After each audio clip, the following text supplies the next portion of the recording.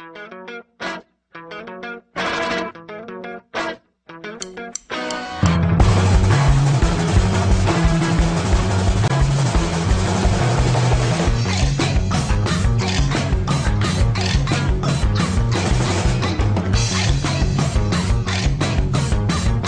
Ezra from Vampire Weekend. I'm here in Shepherd's Bush, London, at the Clash magazine photo shoot. If you didn't close the door, you and the smile would sit outside of the side in a house on a street that wouldn't park on the night. Dad was a risk-taker, his was a shoemaker. You greatest since 2006, the list maker. Chords in the melody, you heeded the call, or you were born with 10 fingers and you're gonna use them all. Hey, this is Chris from Vampire Weekend. We're here in London doing our Clash magazine photo shoot, and I'm enjoying a coffee. We don't want to make songs that the first time you hear it, you can't make any sense of it. We like the idea that the first time you hear a song, there's an immediate layer that maybe you could dance to, maybe you could sing along to, maybe you find catchy, but that's worth listening to more and more because you hear things in the lyrics, you hear things in the music, in the arrangement. I think that's kind of always been our goal, is that our music should operate on multiple levels.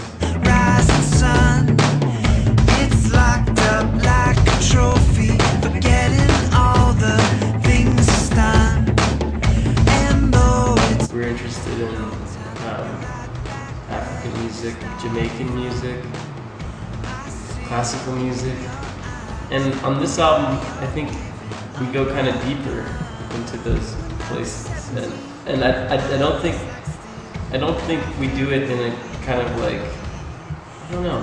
I think when we do it, it still feels like us. Like it doesn't feel like another band, or it doesn't feel like Bob Marley or Toots and the Maytals. Even though those are elements that are there, I think it's still, hopefully it still sounds like Vampire Weekend. an ancient business, a modern piece of glasswork down on the corner that you walk each day in passing. The elderly sales clerk won't ask with suspicion. The whole of motor corporations giving its permission.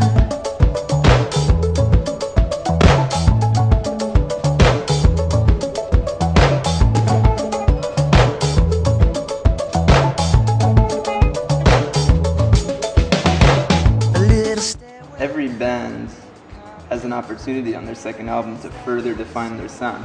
I think you have the choice to continue in the same vein, and there's lots of great bands that maybe because the songwriting's so strong, the instrumentation doesn't change much, or the sound doesn't change much from album to album.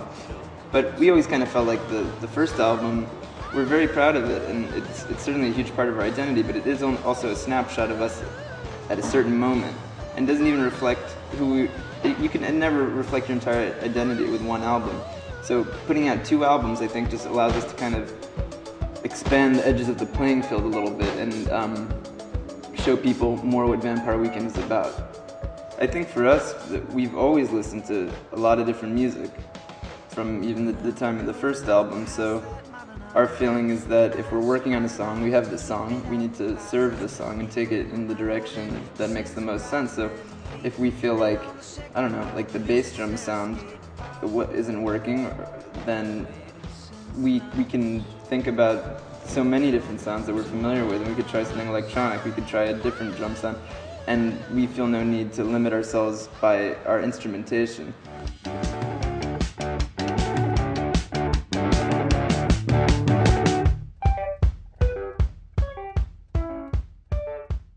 Because even on the first album, if we had told ourselves we can't use any instruments that the four of us can't play live, then we wouldn't have had any cello or violin, and I think that's even more true on this album.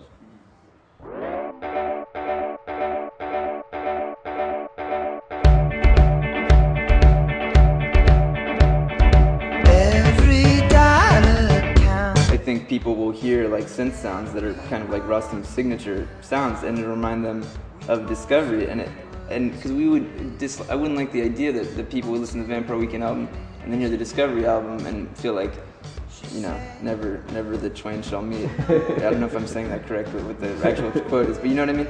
Because that would seem to imply that there was such a rigid set of rules within our band, or a rigid set of rules within anything we did outside of our band, it would almost seem dishonest, because I think when you're interested in sounds and you're interested in music, that carries into everything you do. And you hear certain rhythms in all of these albums. So all of the things that any of us do, I think, are going to be unified somehow, because we bring whatever we're interested in, we bring to what we're doing. I think Contra can have a negative influence, negative connotation, and I think, you know, to call somebody a Contra is basically saying that you're the opposite of me, and usually that's a bad thing.